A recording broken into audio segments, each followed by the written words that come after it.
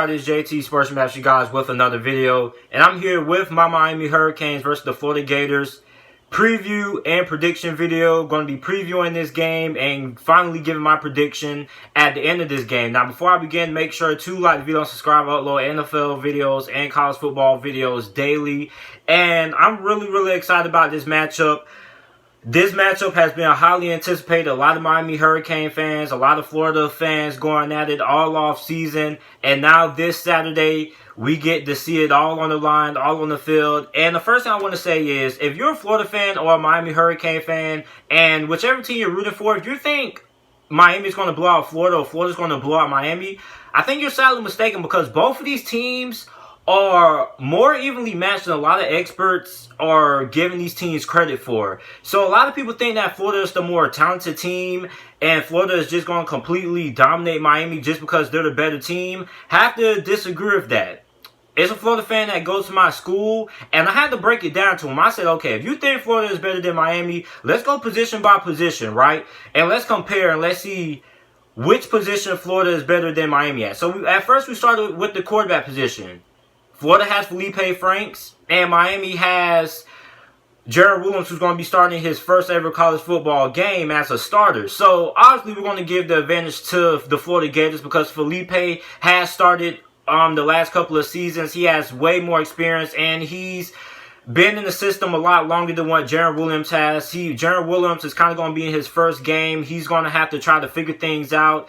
And he just doesn't have the experience there. Felipe has the experience, and he's been proven. He's won some big games as well. So, Florida obviously has the advantage at quarterback. Then we go to the halfback position. Okay, Miami has DJ Dallas, have a couple of guys there. Florida has a good group of halfbacks there as well. So they're even at the halfback position. At wide receiver, they're also dead even. Florida has a very talented group of wide receivers, and so does Miami. You got Jeff Thomas, you got KJ Osborne, the transfer from the University of Buffalo. So they're both even at halfback and wide receiver. With the offensive line, both of these offensive lines are a big question going into these games and how these offensive lines are going to perform. And both of these offensive lines are a big question. So they're pretty much dead even at the offensive line. Then at the tight end position, Miami has the advantage there. Will Mallory, and they also got Brevin Jordan, who is one of the best young tight ends in all of college football there. So Miami has the advantage at the tight end position. So on the offensive side of the ball, Florida has a better quarterback, but Miami has the better tight end group. And pretty much they're dead even at basically the rest of the positions. Then we go on the defense side of the ball. Florida has arguably one of the best secondaries in all of college football. No debate in that. They're way better than Miami when it comes to the secondary. No debate, no argument about it.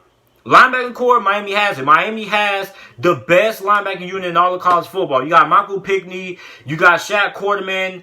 You got three linebackers who have all started since their freshman year at Miami. So Miami has the advantage at the linebacker position. Now, the defensive lines, both pretty much equal. Miami and Florida both are going to end up having a lot of guys on the defense side of the ball when it comes to the defensive lines going into the NFL. So both of these teams aren't really that far apart. Yeah, these teams have parts where they stand out and things like that. But for the most part, these teams are fairly even.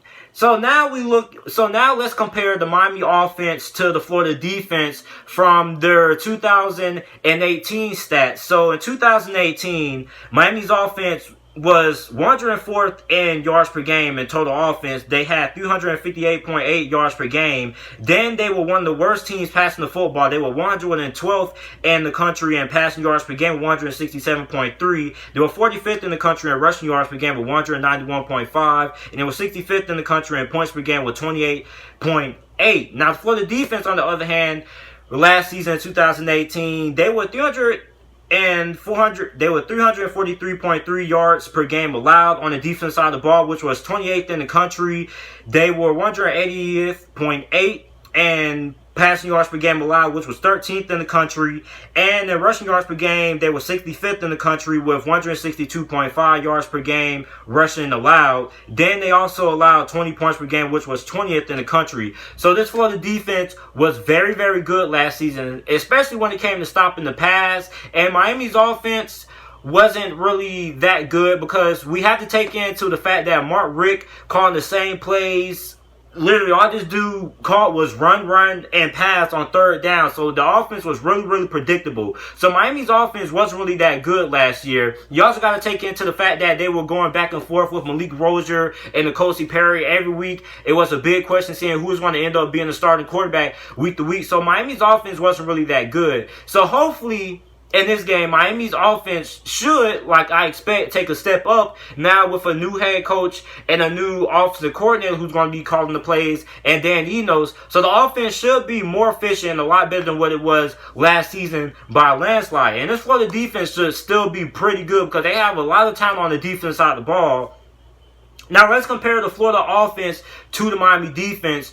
Their stats from 2018, last college football season. So Florida's offense was 42nd in the nation, and total yards per game on offense was 426.7. Then they were 82nd in the nation in passing yards per game with 213.5. Then they were 27th in the nation in rushing yards per game with 213.2 rushing yards on the ground. And it was 22nd in the nation in points per game with 35. Now, Miami's defense, which Miami last season, 2018, had one of the best defenses in all of college football. They were 4th in the nation in yards per game allowed in defense, allowing 278.9 yards per game. Then, when it came to stopping the pass, they were number 1 in the country in passing yards per game allowed with 135.6. And that was also because not only did they have a pretty solid secondary, but they had a very good defensive line. A lot of guys on that Miami Hurricanes defensive line last season are going to be playing on Sundays this season when the NFL season starts up.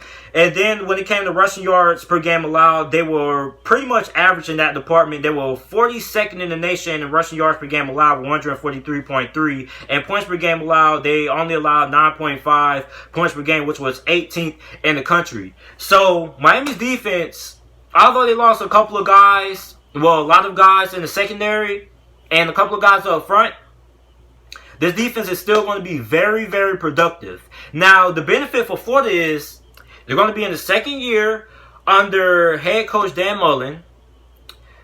The quarterback Felipe Franks, he's going to be in his second season under Dan Mullen.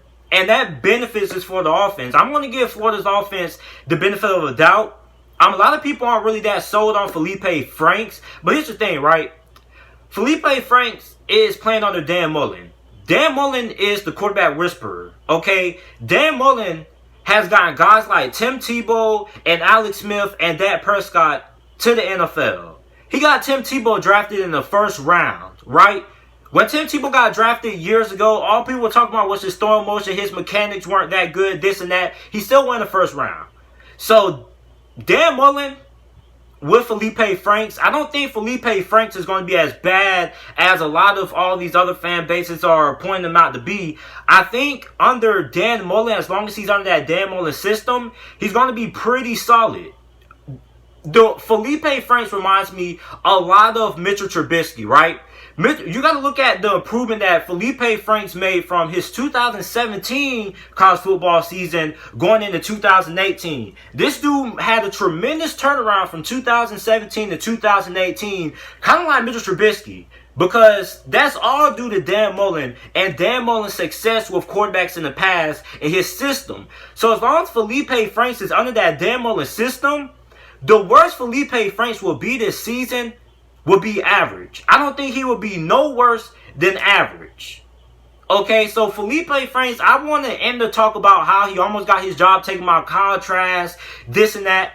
As long as he's under that Dan Mullen system, Felipe Franks will be no worse than an average quarterback. At worst. So I just want to end the whole narrative about not trusting Felipe and things like that. You may not have to trust Felipe Franks, but you definitely have to trust his Dan Mullen system, because this is the guy who has gotten guys like Dak Prescott, Tim Tebow, and Alex Smith into the NFL when he was the quarterback's coach and offensive coordinator at those respective universities. So he's the quarterback whisperer. So he's going to get the most out of Felipe Franks. Okay? So now let's talk about the keys to victory. So I have 3 keys to victories that if each of these teams are able to successfully get some of these keys to victory, they're most likely going to end up winning the game. First thing is the offensive line play. Both of these teams, their biggest questions are on the offensive line. How good are they going to be on the offensive line, right? And both of these teams have very good defenses. Very good defensive line. So the offensive line play is going to be really, really critical. So I feel whichever team has the best offensive line play in this game is going to end up winning this game, because both of these teams have very good defensive lines. A lot of these guys on these defensive lines are going to end up playing on Sundays, and they're going to end up being taken very, very high when the 2020 NFL Draft rolls around.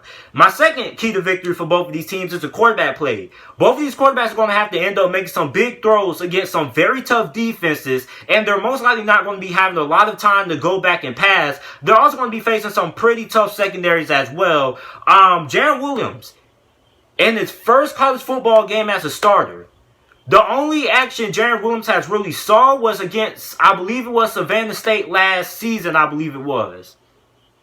So he's in a neutral site game in a rivalry matchup. He's going to have to make some big-time throws, right? This is the downside of going with Jarren Williams. He's inexperienced. So this is a guy who's going to have to step up and make some big plays. Now, I know both of these teams weren't really that good stopping the run. They were pretty much average in stopping the run. But you're just not going to win this game based on running the football. You're going to have to beat these. If whoever wins this game, these quarterbacks are going to have to make some big-time throws to win these games, and some clutch throws, because this game is going to be very, very close. And winning these close games, these quarterbacks are going to have to separate themselves by making big plays. Also, Felipe Franks. Felipe Franks was fairly inconsistent last year. This Miami team, this Miami defense, is no sleepover. You cannot sleep on this Miami defense, especially being coached by Manny Diaz. They capitalize on turnovers. They're going to make a lot of plays behind the line.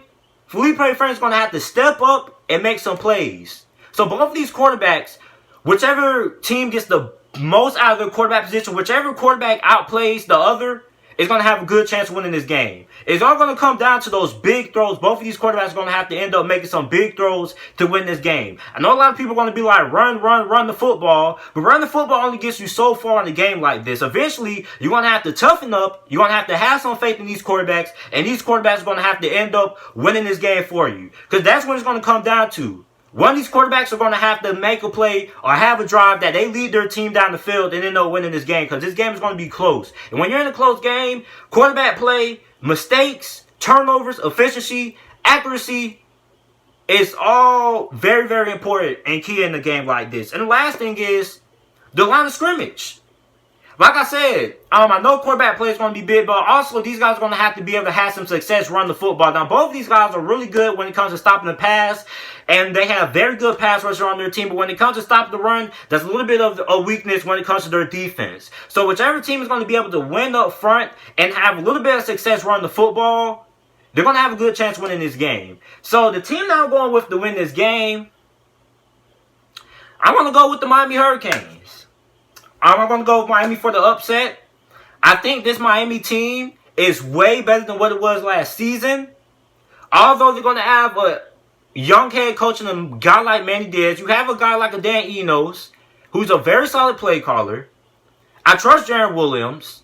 The offensive line, as long as the offensive line is able to hold up against this defensive line of Florida, I think they're going to be pretty good, right? And also this Miami team now, they don't got Mark Richt no more. So you're not going to see no more run, pass. I think this Miami team is very, very talented. Not taking anything away from Florida. Florida can just as easily win this game as well. But I'm going to go with Miami for the upset. Just because I think Miami is going to embrace that underdog role. They Manny Diaz is going to have these guys fired up and ready to play.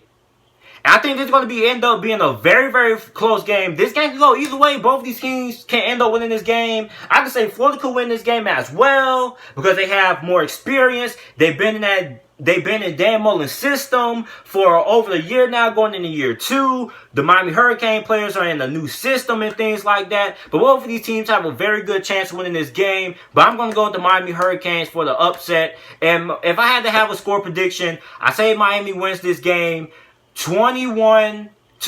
I think it's going to be a game that gets decided by 1 point because these teams are very nearly evenly matched. So this is it for my video. Let me know who you guys think is going to end up winning this game down in the comment section down below. Also make sure to like the video and subscribe to the channel for more NFL videos, more college football videos and content. And thanks for watching.